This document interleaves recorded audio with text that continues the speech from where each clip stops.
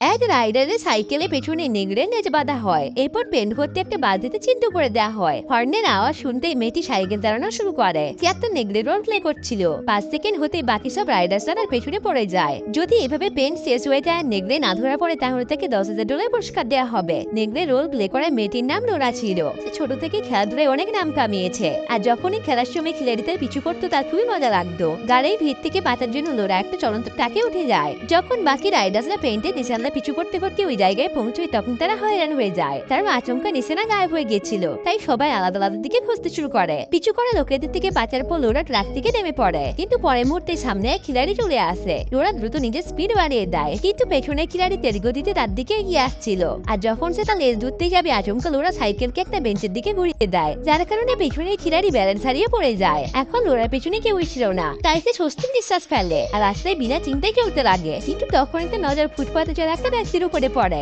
যাকে পেছন থেকে একদম তার বাবার মতো লাগছিল, যে 7 বছর আগে নিরুদ্দেশ হয়ে গিয়েছিল। ডোরা কাছে এসে দেখে এটা তার বাবা নয়। তখনই আচমকা একটা কারের দরজা খুলে যায়। ডোরা একটুর জন্য বেঁচে যায়, কিন্তু সে সাইড দিয়ে এসে পুলিশকে নোটিশ করে না আর সোজা পুলিশের গাড়িতে ধাক্কা মেরে দেয়।